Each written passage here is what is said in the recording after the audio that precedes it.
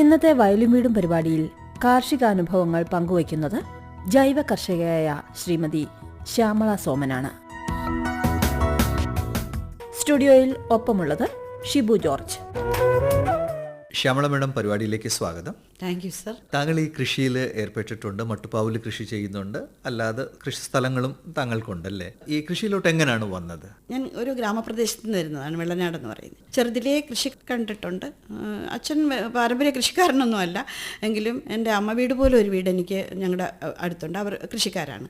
അവിടെയാണ് കൂടുതലും വളർന്നത്. അപ്പോൾ അവിടുന്ന് കൃഷി കണ്ടിട്ടും പിന്നെ ഞാൻ പഠിച്ചത് മിത്രനികേതനിലാണ്. മിത്രനികേതൻ എന്ന് പറഞ്ഞാൽ ഒരു പച്ചപ്പിൻ്റെ തുരുത്താണ്. അവിടെ പഠിക്കാൻ തുടങ്ങിയതിന് ശേഷമാണ് എനിക്ക് കൂടുതൽ അറിവുകൾ എനിക്ക് കിട്ടി തുടങ്ങിയത്. അത് മാത്രമല്ല, ഞങ്ങളുടെ വലിയണ്ണൻ, അതായത് ഡയറക്ടർ കെ വിശ്വനാഥൻ സാറ് പച്ചപ്പിനിങ്ങനെ സൂക്ഷിച്ച് വളരെ ശ്രദ്ധിച്ച് കൊണ്ടുപോകുന്ന ആളാണ്. ഒരു ഇല പോലും ഞങ്ങൾക്ക് പറിച്ച് കളയാൻ പറ്റില്ല, അത്ര സൂക്ഷിക്കുന്ന ഒരാളാണ്. ഞാൻ അവിടെ നഴ്സിങ്ങിന് പഠിക്കാനും ഒക്കെ അവിടെയായിരുന്നു. അവിടെ ഞങ്ങൾ കൃഷി ചെയ്യും. അവിടെ ഞങ്ങൾക്ക് എല്ലാ സൗകര്യങ്ങളും ഉണ്ട്. അതായത് ഫാം മാനേജറുണ്ട്, എന്തെങ്കിലും ചോദിക്കണമെങ്കിൽ, സംശയം ചോദിക്കണമെങ്കിൽ അവിടെ നിന്നാണ് ആ പ്രചോദനം കൂടുതൽ ഉൾക്കൊണ്ടത്. തുടക്കം അങ്ങനെയാണ് കൃഷിയുടെ. പിന്നെ ഇപ്പം താങ്കൾ മട്ടുപ്പാവിലും കൃഷി ചെയ്യുന്നുണ്ട്. റിട്ടയർമെന്റ് കഴിഞ്ഞിട്ട് കുറച്ചും കൂടി ഇതിലോട്ട് ഇൻവോൾവ് ആയല്ലേ? റിട്ടയർ ചെയ്തപ്പോൾ പിന്നെ ഒന്നും ആലോചിച്ചില്ല, നേരെ കാർഷിക കോളേജിലേക്ക് അപ്ലൈ ചെയ്തു. അവിടെ അന്ന് ആ സമയത്ത് ഡിപ്ലോമ കോഴ്സ് ഉണ്ടായിരുന്നു, 6 മാസത്തെ ഡിപ്ലോമ കോഴ്സ് ജൈവ കൃഷിയിൽ. ആഫ്റ്റർ റിട്ടയർമെന്റ് ഈ കോഴ്സ് ചെയ്ത്? അതെ, അതുവരെ ഞാൻ ചെയ്യുന്നുണ്ടായിരുന്നു, കൃഷി ചെയ്യുന്നുണ്ട് മട്ടുപ്പാവിൽ, പക്ഷെ ഒരു സിസ്റ്റമാറ്റിക് അല്ല. അത് മാത്രമല്ല, നമുക്ക് കീടരോഗബാധകളൊക്കെ വന്നാലും എന്ത് ചെയ്യണോ ഏത് ചെയ്യണോ എന്ന് അധികം അറിയില്ല. ആരുടെയെങ്കിലും ചോദിച്ചിട്ടോ അല്ലെങ്കിൽ വായിച്ചിട്ടോ ഒക്കെ ഉള്ള അറിവേ ഉള്ളൂ. ഒന്നും സിസ്റ്റമാറ്റിക്കേ അല്ലായിരുന്നു. വിളവും കുറവായിരുന്നു. പൂക്കൃഷിയായിരുന്നു കൂടുതലും ചെയ്തിരുന്നത് ആദ്യം. അത് കഴിഞ്ഞ് പച്ചക്കറി കൃഷിയിലേക്ക് വന്നപ്പോൾ ഒരുപാട് പ്രതിസന്ധി തരണം ചെയ്യേണ്ടി വന്നു. അങ്ങനെയാണ് ജൈവ കൃഷി പഠിക്കാൻ പോയത്. അത് കഴിഞ്ഞിട്ട് ഞാൻ മട്ടുപ്പാവ് കൃഷി വളരെ സിസ്റ്റമാറ്റിക് ആയിട്ട് ചെയ്തു തുടങ്ങുകയും ഞാൻ ചെയ്യുന്നത് പോലെ തന്നെ മറ്റുള്ളവരെ ജൈവ കൃഷിയിലേക്ക് കൊണ്ടുവരണം എന്നൊരു താല്പര്യം ഉണ്ടാവുകയും ചെയ്തു. ഈ വിഷമടിച്ച പച്ചക്കറികളിൽ നിന്ന് രക്ഷപ്പെട്ട അടുത്ത തലമുറയ്ക്കെങ്കിലും ഒരു മോചനം വേണം എന്ന് വിചാരിച്ചിട്ട് ഒരു ജൈവ കൃഷി ഗ്രൂപ്പ്, സോണി ജോസഫ് എന്ന് പറഞ്ഞിട്ടൊരു സാറും അമ്പരാ പവിത്രൻ എന്ന് പറഞ്ഞിട്ടൊരു മാഡവും ചേർന്ന് ഞങ്ങൾ ഒരു ജൈവ കൃഷി ഗ്രൂപ്പ് തുടങ്ങി. പച്ചപ്പ് എന്നാണ് അതിന്റെ പേര്. കൂട്ടായ്മ, ജൈവ കൃഷി കൂട്ടായ്മ. പച്ചപ്പ് എന്ന് പറഞ്ഞാൽ ഞങ്ങൾ 14 ജില്ലകളിലും ഓരോ ഗ്രൂപ്പുണ്ട്. പക്ഷേ 14 ജില്ലകളിലും ഏറ്റവും മികച്ച, ഏറ്റവും നന്നായിട്ട് പ്രവർത്തിക്കുന്നത് തിരുവനന്തപുരമാണ്. അപ്പോൾ ഇപ്പോൾ ഈ മട്ടുപ്പാവില് താങ്കൾ ഏതൊക്കെ കൃഷിയാണ് ചെയ്തുകൊണ്ടിരിക്കുന്നത്? ഒരു വീട്ടിലേക്ക് ആവശ്യമുള്ള എല്ലാ പച്ചക്കറികളും ഞാൻ ചെയ്യുന്നുണ്ട്. പിന്നെ കുറച്ച് എക്സോട്ടിക് ഫ്രൂട്ട്സ് ചെയ്യുന്നുണ്ട്. പിന്നെ കുറച്ച് താഴെ കിഴങ്ങ് വർഗ്ഗങ്ങളെല്ലാം ചെയ്യുന്നുണ്ട്. മഞ്ഞൾ, ഇഞ്ചി, പിന്നെ കുറച്ച് വാഴ ചെയ്യുന്നുണ്ട്. കുറച്ച് സ്ഥലമേ എനിക്കുള്ളൂ, 5.5 സെന്റ് എനിക്ക് ഞാൻ താമസിക്കുന്ന സ്ഥലത്തുള്ളൂ. എങ്കിലും ടെറസ് നിറഞ്ഞു കഴിഞ്ഞപ്പോൾ താഴേക്ക് കുറച്ച് വെക്കാമെന്ന് വിചാരിച്ചിട്ട് ഇഞ്ചി, മഞ്ഞൾ, കിഴങ്ങ് വർഗ്ഗങ്ങൾ, വാഴ അതെല്ലാം ഞാൻ താഴേക്കാക്കി. അതിൻ്റെ കൂടെ ഒരു ചെറിയ തെങ്ങ്, ഒരു സന്തോഷത്തിനുണ്ട് ഒരു ചെറിയ തെങ്ങ് എല്ലാം വെച്ചു. പക്ഷേ ഏറ്റവും കൂടുതലുള്ളത് എനിക്ക് ടെറസിലാണ്. ഈ എക്സോട്ടിക് ഫ്രൂട്ട്സ് ഒക്കെ ടെറസിൽ തന്നെ ചെയ്യുന്നുണ്ട്? എല്ലാം ടെറസിലാണ് ചെയ്യുന്നത്. എല്ലാ എക്സോട്ടിക് ഫ്രൂട്ട്സും. പിന്നെ മാവ്, ഒരു നാടൻ മാവുണ്ട്, താഴെയാണ്. പിന്നെ ഉള്ളതൊരു റംബുട്ടാൻ, അതും താഴെയാണ്. തായ്ലാൻഡ് കുള്ളൻ എന്ന് പറഞ്ഞിട്ടും ഡബിൾ മഹോയി എന്ന് പറഞ്ഞിട്ട് 2 കൊല വരുന്നത് ചെറിയ കുള്ളൻ വാഴകൾ, അതൊക്കെ ടെറസിൽ ഡ്രമ്മിൽ തന്നെ ചെയ്യും. അപ്പോൾ ടെറസിൽ ഡ്രമ്മിൽ ഇത് നമുക്ക് കാണാൻ ഭംഗിയുള്ളോ, അതല്ല വിളവ് നല്ലപോലെ കിട്ടുമോ? ഇതിൽ നല്ല ഭംഗിയാണ്, വിളവ് നന്നായിട്ട് കിട്ടും സാർ. വിളവ് കിട്ടുന്നത് നമ്മൾ കൊടുക്കുന്ന പരിചരണം പോലെ ഇരിക്കും വിളവ് കിട്ടുന്നത്. ഡ്രാഗൺ ഫ്രൂട്ട് അതങ്ങ് പറഞ്ഞാൽ അതിന് ഒത്തിരി അധികം സൂര്യപ്രകാശം വേണമല്ലോ. അതൊക്കെ ടെറസിന് സൂറ്റബിൾ ആണ്. അതെ, സൂര്യപ്രകാശം കുറഞ്ഞ പക്ഷേ 8 മണിക്കൂറെങ്കിലും കിട്ടത്തക്കോണം ഉള്ള സ്ഥലമായിരിക്കണം. അതിന് എനിക്കില്ലാത്തത് കൊണ്ടാണ് ടെറസിലേക്ക് വെച്ചത്. അതിപ്പോൾ ഒരു 15 ഡ്രമ്മിൽ ടെറസിലുണ്ട്. അത് നമ്മുടെ എങ്ങനെ ഒരു ചെറിയ ഡ്രം മാതിരിയുള്ള ഒരു വലിയ 20 ലിറ്ററിന്റെ ബക്കറ്റ് ആയാലും മതി, വലിയ ചെടിച്ചട്ടി ആയാലും മതി. ഈ ഡ്രാഗൺ ഫ്രൂട്ടിന്റെ കാര്യം വെച്ചാൽ ഒരുപാട് മണ്ണ് വേണ്ട, അതിന് പിടിച്ചു നിൽക്കാനുള്ള മണ്ണ് മാത്രം മതി. ഞാൻ സാധാരണ ചെയ്യുന്നത് ഒരു ഡ്രമ്മിനകത്ത്, ഒരു 50 ലിറ്ററിന്റെ ഡ്രമ്മിനകത്ത് ഒരു 4 പ്ലാന്റ് ചെയ്യും. ആദ്യം ഒരു താങ്ങ് കാല് വയ്ക്കും, 6 മീറ്റർ പൊക്കത്തിന്. അതിൽ 1 മീറ്റർ താഴേക്ക് പോകും, ബാക്കി 5 മീറ്റർ മുകളിലേക്കും. അതിനകത്തോട്ട് 4 സൈഡിൽ 4 പ്ലാന്റ് വയ്ക്കും. എന്നിട്ട് ഇതെല്ലാം ഇതിനകത്ത് പിടിച്ച് ഈ താങ്ങ് കാലിലേക്ക് പിടിച്ച് കെട്ടിക്കൊടുക്കും. ഇത് പൊങ്ങുന്നതിനനുസരിച്ച് അത് നമ്മൾ കെട്ടിക്കൊടുക്കും. എന്നിട്ട് അത് മുകളിൽ ടയറോ അല്ലെങ്കിൽ ഒരു കമ്പിയോ വളച്ച് വയ്ക്കും. അതിനകത്തേക്ക് ഇത് കയറി ചെന്നിട്ട് ഇവർ താഴേക്ക് പടർന്ന് വന്ന് വീണാലേ പൂക്കുള്ളൂ. അപ്പോൾ ഇതിന് നല്ല പൂക്കൾ വരുമല്ലോ. പൂക്കൾ രാത്രിയിലാണ് വിരിയുന്നത്. രാത്രിയിൽ പൂക്കൾ ഏകദേശം 8 മണിയോട് 7:30 8 മണിയോട് പൂക്കൾ വിരിയും. നമുക്കറിയാം അന്നന്ന് വിരിയുന്ന പൂക്കൾ ഏതാണെന്ന് നമുക്ക് കാണുമ്പോൾ തന്നെ അറിയാൻ പറ്റും. കാണാൻ നല്ല ഭംഗിയാണ് ഇങ്ങനെ വിരിഞ്ഞു വരുന്നതും. അതുപോലെ തന്നെ ആ സമയം തന്നെ നിറയെ തേനീച്ചകൾ വരികയും ഒക്കെ ചെയ്യുന്ന കാണാൻ നല്ല ഭംഗിയാണ്. ഡ്രാഗൺ ഫ്രൂട്ടിൽ ആർട്ടിഫിഷ്യൽ പോളിനേഷൻ ചെയ്ത് കൊടുക്കേണ്ട ചില പ്ലാന്റ് ഉണ്ട്. ഒരുപാട് വെറൈറ്റീസ് ഉണ്ട് ഇതിൽ. അപ്പോൾ സെൽഫ് പോളിനേഷൻ നടക്കുന്നത് സെലക്ട് ചെയ്യുന്നതാണ് നമുക്ക് ഏറ്റവും നല്ലത്. എങ്കിൽ പോലും മഴ സമയത്തൊക്കെ ചിലപ്പോൾ തേനീച്ച വരാൻ ബുദ്ധിമുട്ടായിരിക്കും. അതല്ലെങ്കിൽ കുറച്ച് പോളൻ പൊഴിഞ്ഞു പോകാൻ സാധ്യതയുണ്ട്. അതുകൊണ്ട് നമ്മൾ നമ്മൾ കുറച്ച് ആ സമയത്ത് ഹാൻഡ് പോളിനേഷൻ ചെയ്ത് കൊടുക്കുകയാണെങ്കിൽ പോളൻ എടുത്ത് നമ്മൾ ചെയ്ത് കൊടുക്കുകയാണെങ്കിൽ ആ ഫ്രൂട്ട് വലുതായിരിക്കും. 3 മാസം കൂടുമ്പോൾ വളം കൊടുക്കണം. ഈ വളമൊക്കെ മേഡം സ്വന്തം ഉണ്ടാക്കുമോ അതോ പുറത്തുനിന്ന് വാങ്ങുന്നത്? രണ്ടുമുണ്ട്. എനിക്ക് പശുവൊന്നും ഇല്ലാത്തതുകൊണ്ട് ചാണകമൊക്കെ ഞാൻ പുറത്തുനിന്ന് വാങ്ങണം. വേപ്പിൻ പിണ്ണാക്ക്, കടലപ്പിണ്ണാക്ക്, വെർമി കമ്പോസ്റ്റ് ഉണ്ടാക്കാൻ പറ്റും. ബാക്കിയൊക്കെ നമ്മൾ പുറത്തുനിന്ന് വാങ്ങണം. ബാക്കിയെല്ലാം നമുക്ക് വീട്ടിലുണ്ടാക്കാൻ പറ്റും. കാച്ചിൽ രവീന്ദ്ര സാർ എന്ന് പറയുന്ന സാറിൻ്റെ ക്ലാസ്സിന് പോയിട്ട് വളക്കൂട്ടുകളൊക്കെ സാറിൻ്റെ അടുത്ത് നിന്ന് പഠിച്ചു. പിന്നെ വെള്ളായണി കാർഷിക കോളേജിൽ നിന്ന് നമുക്ക് ധാരാളം വളക്കൂട്ടുകൾ ഉണ്ടാക്കാൻ പഠിപ്പിച്ചു തന്നു. അപ്പോൾ മേഡം എന്തൊക്കെയാണ് ചെയ്യുന്നത്? ഞാൻ ചെയ്യുന്നത്, നമ്മൾ മണ്ണ് കൂട്ടുന്നതിന് മുമ്പ് തന്നെ 1 മാസം ഞാൻ മണ്ണ് മൊത്തം ടെറസിൽ തട്ടിയിട്ടിട്ട് സൂര്യപ്രകാശം അടുപ്പിക്കും, സോളറൈസേഷൻ ചെയ്യും. 15 ദിവസമാണ് പറയുന്നത്. 15 ദിവസം മതി, ചെയ്താൽ മതി. അപ്പോൾ ഏകദേശം എല്ലാ അണുക്കളും അതിനകത്ത് നമുക്ക് ഹാംഫുൾ ആയിട്ടുള്ള അണുക്കളെല്ലാം നശിക്കും. അത് കഴിഞ്ഞിട്ട് പിന്നെ ആ മണ്ണ് വീണ്ടും നമ്മൾ കൂട്ടി വെച്ചിട്ട് അതിനാവശ്യമുള്ള അളവിൽ കുമ്മായം ചേർക്കും, അല്ലെങ്കിൽ ഡോളോമെറ്റ് ചേർത്ത് നന്നായിട്ട് വെട്ടിക്കൂട്ടിയിട്ട് നനവ് കൊടുത്ത് ഈ പുട്ടിൻ്റെ പരുവം ആവുന്നത് പോലെ നിരത്തി ഒരു ചണച്ചാക്ക് കൊണ്ട് മൂടിയിടും. 2 ആഴ്ച അല്ലെങ്കിൽ 1.5 ആഴ്ച എന്തായാലും വേണം. 1 ആഴ്ച ഇടുന്നവരും ഉണ്ട്. ഇടുമ്പോൾ അതിനകത്ത് ബാക്കി വന്നിട്ടുള്ള എന്തെങ്കിലും അണുക്കളുണ്ടെങ്കിൽ അതും നശിച്ചു പോവും. pH ലെവൽ നല്ല കറക്റ്റ് ആവും. pH ലെവൽ കറക്റ്റ് ആവാൻ വേണ്ടിയിട്ടാണ് നമ്മളിത് ചെയ്യുന്നത്. എന്നിട്ട് ആ മണ്ണ് നമ്മളെടുത്തിട്ട് അതിനകത്തോട്ടാണ് പിന്നെ നമ്മൾ പോട്ടിങ് മിക്സ് ആക്കാൻ വേണ്ടിയിട്ട് വളങ്ങളൊക്കെ ചേർത്ത് ചെയ്യുന്നത്. 1:1:1 എന്ന റേഷ്യോയിലാണ് മണ്ണ് കൂട്ടുന്നത്. അതായത് 1 ഭാഗം ചാണകപ്പൊടി, 1 ഭാഗം മണൽ, 1 ഭാഗം മണ്ണ്. പക്ഷേ ഈ മണൽ എന്നുള്ള സാധനം ഇപ്പോൾ കിട്ടാക്കനി ആയതുകൊണ്ട് നമ്മൾ അതിന് പകരം പ്രോസസ്ഡ് ചകിരിച്ചോറ് ചേർക്കും. അത് ഈ 3 സാധനം ചേർത്ത് മണ്ണ് മിക്സ് ചെയ്യും. മിക്സ് ചെയ്തതിന് ശേഷം നമ്മൾ ഗ്രോ ബാഗിൽ നിറയ്ക്കാൻ സമയത്ത് ജൈവവളങ്ങൾ തന്നെയാണ്, NPK ആണ് പ്രാഥമികമായി ആവശ്യമുള്ള മൂലകങ്ങൾ.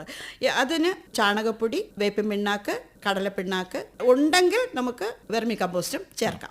ഇത് ഇത്രയും കൂടെ മിക്സ് ചെയ്യും. മിക്സ് ചെയ്ത് നമ്മൾ ഗ്രോ ബാഗിലേക്ക് ആഡ് ചെയ്യുന്നതിന് മുമ്പ് ഏറ്റവും അടിയിൽ കുറച്ച് കരിയില നമ്മൾ നിരത്തി വയ്ക്കും. ഒരു 1/4 ഭാഗം കരിയിലെങ്കിലും അതിനകത്ത് വയ്ക്കും. 1/4 ഭാഗത്തിന് മുകളിലോ നല്ലോണം അമർത്തി വയ്ക്കും.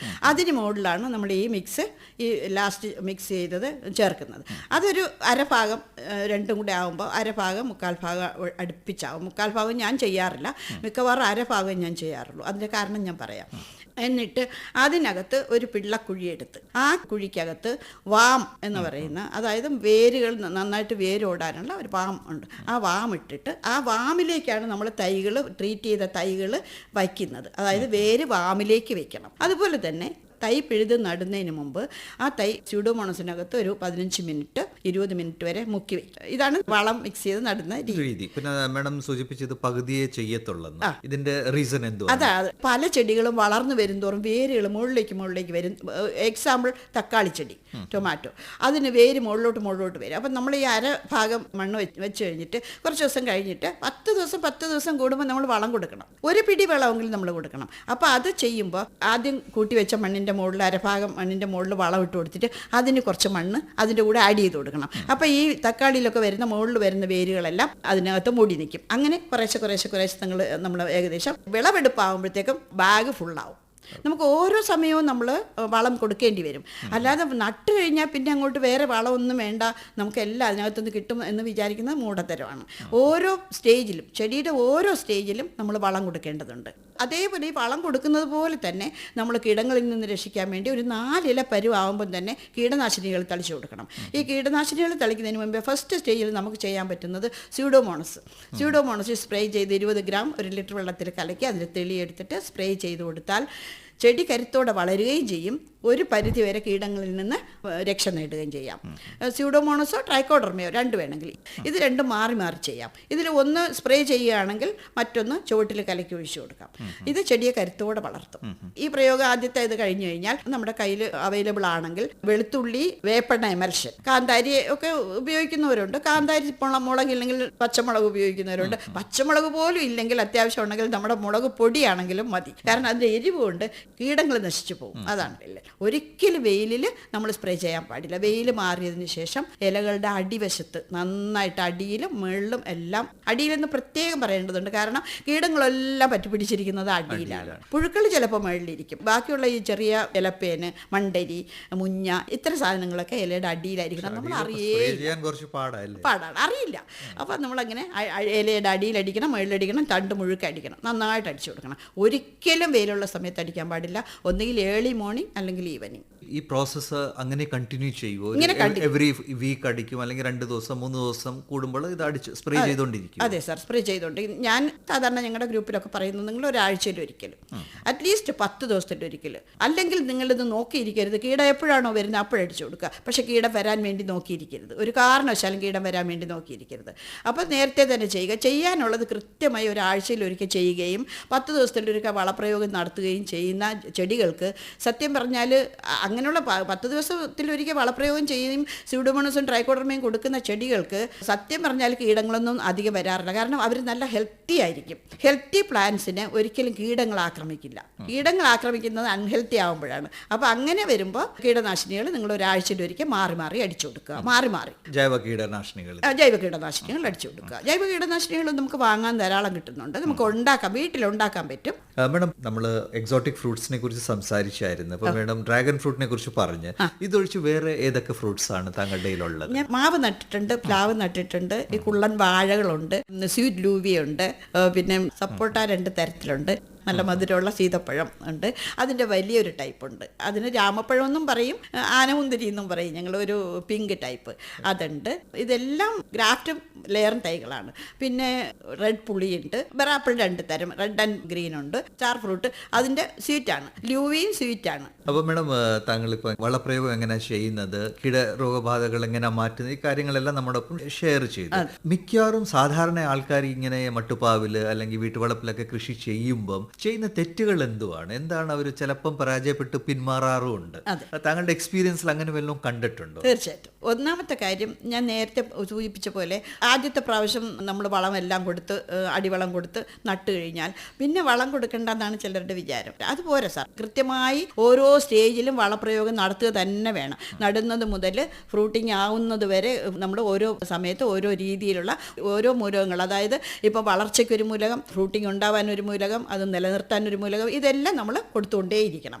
പിന്നെ അതുകൂടാതെ നട്ടിട്ട് വിളവെടുക്കാൻ മാത്രം ചെല്ലുന്നവർക്ക് കിട്ടുന്നത് ഈ കീടങ്ങൾ മാത്രമായിരിക്കും. അതെന്ന് വെച്ചാൽ കൃത്യസമയങ്ങളിൽ നമ്മൾ കീടനാശിനികൾ ഉപയോഗിച്ച് കഴിഞ്ഞാൽ, അതിപ്പോൾ ജൈവം ഉപയോഗിക്കുന്നവർക്ക് ജൈവം ഉപയോഗിക്കാം, രാസം ഉപയോഗിക്കുന്നവർക്ക് അത് ചെയ്യാം. ഞങ്ങളുടെ ഗ്രൂപ്പിൽ ഞങ്ങൾ പറഞ്ഞു കൊടുക്കുന്നത് ജൈവം മാത്രം ചെയ്യുക എന്നുള്ളത്. നമ്മുടെ ആവശ്യത്തിന് കൃഷി ചെയ്യുന്നതാവുമ്പോൾ നമുക്ക് ജൈവ കീടനാശിനി തന്നെ ഉപയോഗിക്കാൻ പറ്റും. ഒരുപാട് വിൽപ്പനയ്ക്കൊന്നും വേണ്ട എന്ന് വിചാരിച്ചാൽ നമുക്ക് വിൽപ്പനയ്ക്ക് ഇല്ലാതില്ല, ഞങ്ങൾക്ക് വിൽപ്പനയ്ക്ക് ഉണ്ടാവും. ഞങ്ങളുടെ ആവശ്യം കഴിഞ്ഞ് ഈ ചെയ്യുന്ന ജൈവ കൃഷിയിൽ തന്നെ ഞങ്ങൾക്ക് വിൽപ്പനയ്ക്ക് ഉണ്ടാവും. അതിനുവേണ്ടി ഞങ്ങൾക്കൊരു വിപണിയും ഉണ്ട്. ഞങ്ങൾക്ക് അധികം വരുന്ന സാധനങ്ങളെല്ലാം നമ്മൾ കൊണ്ടുവന്ന് ഗാന്ധി സ്മാരക നിധി തൈക്കാട് ഒരു ജൈവ വിപണിയുണ്ട്, അവിടെ കൊടുക്കും. അവിടെ നല്ല വിലയും കിട്ടും. നല്ല ഡിമാൻഡാണ്, ഭയങ്കര ഡിമാൻഡാണ് അവിടെ. ഇപ്പോൾ മാഡം സൂചിപ്പിച്ചായിരുന്നു ആദ്യം ഈ പച്ചപ്പ് എന്ന് പറഞ്ഞൊരു കൂട്ടായ്മയും താങ്കൾക്കുണ്ട്. അതെ, ഞാൻ ഉദ്ദേശിച്ചത് എൻ്റെ വീട്ടിലുള്ളതുപോലെ തന്നെ എല്ലാ പച്ചക്കറികളും മറ്റുള്ളവരുടെ വീട്ടിലും ഉണ്ടാവണം. അതിന് വേണ്ടുന്നത് നമ്മൾ ഷെയർ ചെയ്യുക എന്നുള്ളതാണ്. അപ്പം ഞാൻ എൻ്റെ വീട്ടിലുള്ള എല്ലാ സാധനങ്ങളും എൻ്റെ കൂട്ടായ്മയിലുള്ളവർക്കോ അല്ലെങ്കിൽ എൻ്റെ ഫ്രണ്ട്സിനോ ആർക്കാണെങ്കിലും കൊടുക്കും. അപ്പോൾ അവരോട് എനിക്ക് പറയാനുള്ള ഒരേ ഒരു കാര്യം, ഞാൻ അവരോട് പറഞ്ഞിട്ടുള്ളതും, ഞാൻ ഈ തരുന്നത് പോലെ തന്നെ നിങ്ങളും മറ്റുള്ളവർക്ക് ഷെയർ ചെയ്താലേ നമുക്ക് പച്ചപ്പ് നിലനിർത്താൻ പറ്റൂ. അതായത് പച്ചപ്പെന്ന കൃഷി ഗ്രൂപ്പ് ഉദ്ദേശിക്കുന്ന ഫലം, അതായത് ജൈവ കൃഷി വിപുലപ്പെടുത്താൻ പറ്റുള്ളൂ, എല്ലാവരിലും എത്തിക്കാൻ പറ്റുള്ളൂ. അപ്പോൾ അതുകൊണ്ട് എല്ലാവരും ഷെയർ ചെയ്യണം. അങ്ങനെ ഞങ്ങൾക്ക് വിത്ത് ഷെയറിങ്, ചെടികൾ തന്നെ ഷെയറിങ്, എല്ലാവരും പരസ്പരം ചെയ്യുന്നുണ്ട്. അതുപോലെ തന്നെ കൃഷി അറിവുകൾ, വളരെയധികം കൃഷി അറിവുകൾ നമ്മൾ ഈ ഗ്രൂപ്പ് വഴി കൊടുക്കുന്നുണ്ട്. അതുകൂടാതെ ഗ്രൂപ്പിലെ കർഷകർക്ക് വേണ്ടിയിട്ട് നമ്മൾ ക്ലാസ്സുകൾ, വളരെ നല്ല രീതിയിൽ ക്ലാസ്സുകൾ അറേഞ്ച് ചെയ്യാറുണ്ട്. വെള്ളായണി കാർഷിക കോളേജിൽ, കരമന നെടുങ്കാട് വെള്ളായണി കാർഷിക കോളേജിൻ്റെ ഒരു ഭാഗമുണ്ട്, അവിടെ അവരുമായിട്ടും പിന്നെ CTCRI ആയിട്ടും ഒക്കെ ബന്ധപ്പെട്ടിട്ട് ക്ലാസ്സുകൾ അറേഞ്ച് ചെയ്യുന്നുണ്ട്. കൂടാതെ ഞങ്ങൾ പഠനയാത്രകൾ നടത്താറുണ്ട്. അതായത് നല്ല ഫാം തിരഞ്ഞെടുത്തിട്ട് പഠിക്കുകയും വേണം, കാണുകയും വേണം, നമുക്ക് അവർക്ക് ആവശ്യമുള്ള സാധനങ്ങൾ വാങ്ങുകയും വേണം, നല്ല ഗുണനിലവാരമുള്ളൂ. അതുകൊണ്ട് ഞങ്ങൾ അത്തരം ഫാമുകൾ സന്ദർശിക്കാറുണ്ട്. ഇപ്പം ഞങ്ങൾ പെരിങ്ങമ്പല ജില്ലാ പഞ്ചായത്തിൻ്റെ ഫാമുണ്ട്, 100-300 ഏക്കർ സ്ഥലമുണ്ട്, നല്ല അറേഞ്ച്മെൻറ്റ്സ് ആണ്. അവിടെ ഞങ്ങൾ പോയിട്ട് നല്ല 2-3 ക്ലാസ് കിട്ടി.